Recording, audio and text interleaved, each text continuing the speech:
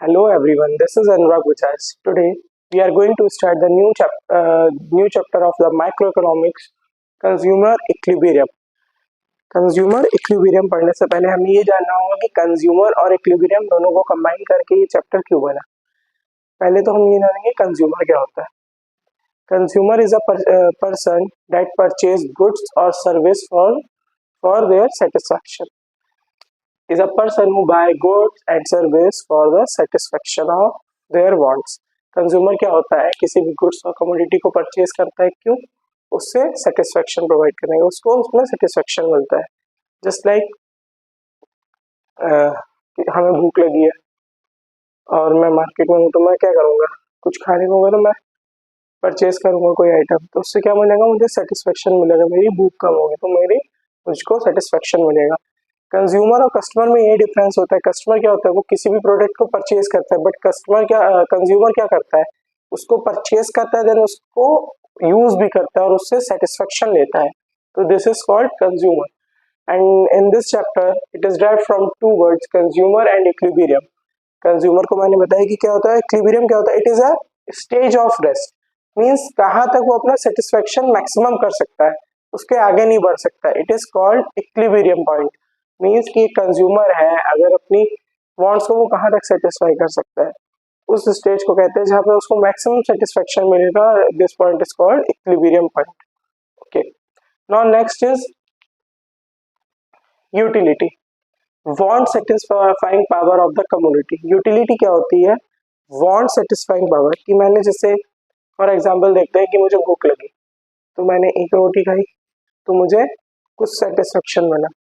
मैंने दूसरी रोटी खाई, मुझे और सेटिस्फेक्शन मिला। फिर मैंने तीसरी रोटी खाई तो मैं मिनिमम हो गया, मतलब मिनिमम नहीं कह सकते, जैसे हम लोग कह सकते हैं ठीक है नॉर्मल हो गया, सेटिस्फेक्शन की कोई नीड नहीं है। देन चौथी रोटी खाई, तब अब हमारा सेटिस्फेक्शन डिक्लाइन होने लगा है। बट हमें किस अमाउंट में सेटिस्फेक्शन मिल रहा है, तो उसको हम लोग यूटिलिटी कहते हैं। ठीक है, यूटिलिटी कहते हैं। It can be measured in Newton's. It is imaginary term. अब इमेजिनरी टर्म क्यों है? क्योंकि हम क्या, मैंने एक रोटी खाई, मुझे 1 किलो सेटिस्फेक्शन मिला, तो ये तो कोई आंसर नहीं हुआ। 1 किलो सेटिस्फेक्शन क्या होता है? तो अब हम लोग सेटिस्फेक्शन को किसी भी यूनिट में मेजर नहीं कर सकते हैं। सो हमारे इकोनॉमिक्स ने एक यूनिट तय की जिसको बोलते हैं यूटल्स। ठीक है, it can be measured in utils और measured in the term of price. जैसे अब टर्म ऑफ प्राइस में कैसे कि मतलब ये मार्कर है, ये 25 रुपए का है, तो इससे हमें 25 रुपए का सेटिस्फेक्शन मिल रहा है। सो ऐसे भी मेजर कर सकते हैं, but in economics language we consider as a utils. ठीक है, अब यूटिलिटी आपको समझ में आ गया। अब यूटिलिटी को हम लोग ने 3 पार्ट्स में डिवाइड किया है। First is total utility, it is the sum of utility. Total utility TU is the sum of utility. Then next is average utility. Average utility क्या होती है? It is a per unit satisfaction. Per unit पे जो satisfaction हमको मिल रहा है उसको क्या बोलते हैं? Average utility. And marginal utility क्या होती है? एडिशनल, मींस एडिशनल हमें कितना सेटिस्फेक्शन मिल रहा है उससे हम लोग कहते हैं marginal utility. So here is a example. जैसे हमने वन मैंगो, जैसे अभी मैंगो का एग्जांपल लेते हैं। मैंने एक मैंगो खाया, मुझे टोटल सेटिस्फेक्शन 10 मिला, 10 मिला। ठीक है, फिर मैंने 2 मैंगो खाए तो मेरा सेटिस्फेक्शन और बढ़ गया, 18 हो गया। देन मैंने थर्ड मैंगो खाया तो मेरा सेटिस्फेक्शन 24 हो गया। मैंने फोर्थ मैंगो कंज्यूम किया तो मेरा सेटिस्फेक्शन 28 हो गया। तो मेरे यहाँ पे क्या हो रहा है कि जो टोटल यूटिलिटी है वो बढ़ रही है। जैसे मैंने एक मैंगो खाया तो 10 हुआ, दूसरा खाया तो 18 हुआ, फिर 24 हुआ, देन 28 हुआ। अब एवरेज क्या होती है? Per unit, means total utility upon quantity. तो टोटल यूटिलिटी मतलब means TU upon Q, quantity. 10 upon 1 equals to 10, average utility आ गई हमारी 10। 18 upon 2 equals to 9, 24 upon 3 equals to 8 and 28 upon 4 equals to 7। यहाँ पे हमारी एवरेज यूटिलिटी आ गई कि पर यूनिट हमको पर यूनिट में कितना सेटिस्फेक्शन मिला। एक यूनिट कंज्यूम किया तो 10 मिला। अब 2 यूनिट कर रहे तो हमें 9 का सेटिस्फेक्शन मिल रहा है, थर्ड यूनिट कर रहे तो हमें 8 का सेटिस्फेक्शन मिल रहा है, एंड 4 यूनिट्स कंज्यूम कर रहे तो हमें टोटल सेटिस्फेक्शन 7 मिल रहा है। देन अब बात करते हैं मार्जिनल यूटिलिटी की। मार्जिनल यूटिलिटी क्या होती है? कि एडिशनल हमें कितना सेटिस्फेक्शन मिल रहा है। अब इसको निकालने के लिए क्या करेंगे, पर change in TU upon change in quantity, this is called delta TU upon delta Q, means just like अब हम लोग 18 माइनस 10 करेंगे 8 अपॉन 1, फिर 24 minus 18 equals to 6 upon 2, then हम लोग इस तरीके से निकाल सकते हैं TUN minus TUN minus 1। Now the topic is approaches for consumer behavior. There are two kinds of approaches in consumer behavior. First one is cardinal approach, जो कि अभी हम लोग पढ़ चुके हैं। इसको किसने बताया था, मार्शल ने बताया था और इसको हम लोग मार्शल्स यूटिलिटी एनालिसिस भी कहते हैं। And second one is ordinal approach, it is also called indifference curve और हिक्सन एनालिसिस। अब दोनों में डिफरेंस क्या है ये जान रहे हैं। जैसे कि अभी हम लोग ने पढ़ा था कि हम लोग जो भी सेटिस्फेक्शन मिलेगा उसको हम लोग यूटिल्स में बोलेंगे, यूटिल्स में बोलेंगे। मीन्स हमने एक रोटी खाई तो हमको एक यूटिल्स का सेटिस्फेक्शन मिला, 2 रोटी खाई तो बढ़ के 5 हो गया, ऐसे हम लोग ने बोला था। लेकिन ऑर्डिनल अप्रोच में हिक्सन ने बताया कि ये पॉसिबल ही नहीं है। क्या हम लोग किसी भी चीज को कैसे बता सकते हैं कि मैंने एक रोटी खाई मुझे 1 किलो सेटिस्फेक्शन, ये तो कोई जवाब नहीं हुआ ना। तो उन्होंने बताया कि ये टोटली इमेजिनरी सिचुएशन है, this is totally imaginary situation, cardinal approach is totally imaginary situation. Then उन्होंने एक सजेस्ट किया इंडिफरेंस कर्व, जिसको हिक्सन एनालिसिस और ऑर्डिनल अप्रोच भी कहते हैं। पहले हम लोग बात करेंगे कार्डिनल अप्रोच की। कार्डिनल अप्रोच क्या होता है, जिसमें हम लोग यूटिल्स में बात कर रहे हैं, जैसे कि अभी पढ़ा। इसमें इसके मेन फीचर्स है, TU क्या होता है, the sum of MU। MU मतलब मार्जिनल यूटिलिटी का सम होता है, मार्जिनल यूटिलिटी के सम को हम लोग क्या कहते हैं, TU कहते हैं।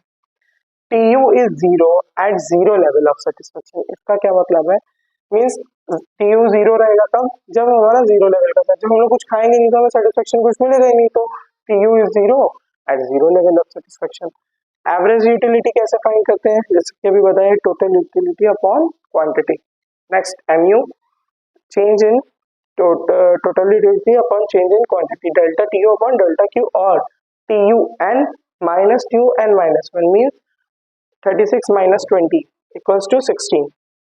This is called MU. देखिए 36 minus 20 equals to 16, 46 minus 36 equals to 10, 50 minus 46 equals to 4, 50 minus 50 equals to 0, 44 minus 50 equals to minus 6. So we can find MU like this. अब हम लोग इस टेबल के को गो थ्रू करते हैं, रिलेशनशिप बिटवीन टोटल यूटिलिटी और मार्जिनल यूटिलिटी। टोटल यूटिलिटी और मार्जिनल यूटिलिटी में क्या रिलेशन होता है। इस टेबल में क्या शो कर रहा है, जब हम लोग 1 यूनिट का कंज्यूम करते हैं तो हमारी टोटल यूटिलिटी 20 हो जाती है। फिर हम लोग 2 यूनिट का कंजप्शन करते हैं तो हमारी टोटल यूटिलिटी 36 हो जाती है। देन जब हम लोग 3rd यूनिट कंज्यूम करते हैं तो हमारी टोटल यूटिलिटी 46 हो जाती है। देन अगेन जब हम लोग 4 यूनिट्स कंज्यूम करते हैं तो हमारी यूटिलिटी 50 हो जाती है। 5 यूनिट कंज्यूम करते हैं तो 50 हो जाती है। मीन्स यहाँ पे क्या हो रहा है, हमारा जो सेटिस्फेक्शन लेवल है वो उसमें कोई चेंजेस नहीं आ रहा है। मीन्स यहाँ तक तो हमको सेटिस्फेक्शन बढ़ रहा था, अब हमारा सेटिस्फेक्शन नहीं बढ़ रहा है। देन 6 यूनिट कंज्यूम करना तो 44 हो जाते हैं, मतलब मीन्स जो हमारा सेटिस्फेक्शन है वो डिक्लाइन करने लगा, मीन्स ओवरलोड हो गया। अब ये कैसी सिचुएशन है, जैसे अब इसको भी हम लोग फूड के ही एग्जांपल में लेते हैं। भूख लगी, हम लोग ने खाया, एक रोटी खाई, पेट भरा, दूसरी रोटी खाई और अच्छा लगा, तीसरी रोटी खाई नॉर्मल हो गया, बस अब मतलब ठीक है। देन उससे कोई सेटिस्फेक्शन नहीं मिला, नॉर्मल। अब चौथी रोटी जो हम खा रहे हैं वो हमारे ओवरलोड हो जा रही है, हमारा सेटिस्फेक्शन डिक्लाइन करने लग रहा है। तो it is a situation of that. अब मार्जिनल यूटिलिटी कैसे आती है, 1 यूनिट पे 20 है, 2 यूनिट पे क्या हुआ, 36 माइनस 20 मीन्स 16 एडिशनल हमें मिली, ठीक, 16 मिली। 3rd पे हमें 10 मिली, 4 पे हमें 4 मिली, 5 पे हमें 0 हो गई। मीन्स जब हम लोग 5 यूनिट का कंज्यूम करा तो हमारी जो मार्जिनल यूटिलिटी है वो 0 हो गई। फिर हमारी जो मार्जिनल यूटिलिटी है वो डिक्लाइन करने लगी, -6 मीन्स ये नेगेटिव हो गई। सो इसीलिए हम लोग कहते हैं, देखिए 20, 16, 10, 4, 0, -6, ये क्यों हो रहा है, because of law of diminishing marginal utility. When we consume more and more quantity of goods, the marginal utility start declining.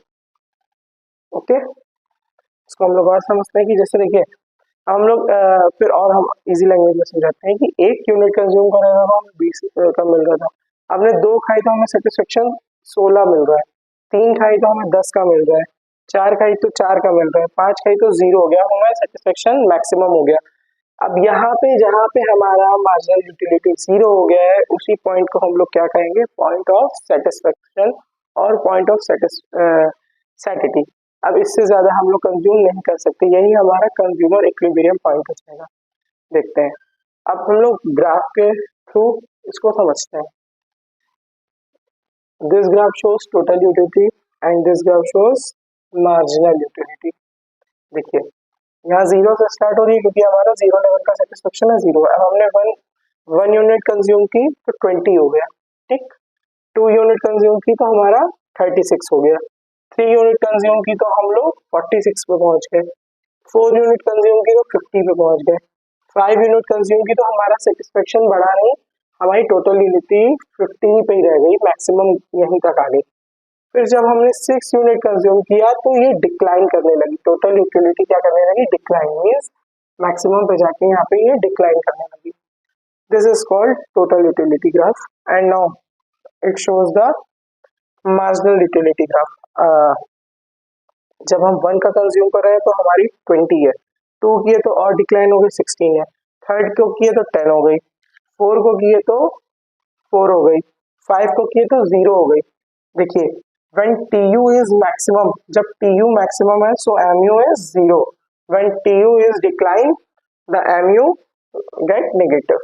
This is the relation between TU and MU. जब हमारा TU मैक्सिमम होगा, total utility maximum होगी तो हमारी marginal utility 0 हो जाएगी, और जब हमारा TU डिक्लाइन करने लगेगा तो हमारी मार्जिनल यूटिलिटी नेगेटिव पे आ जाएगी। इससे आपको क्लियर हो गया होगा TU और MU के बीच में क्या रिलेशन है। Thank you.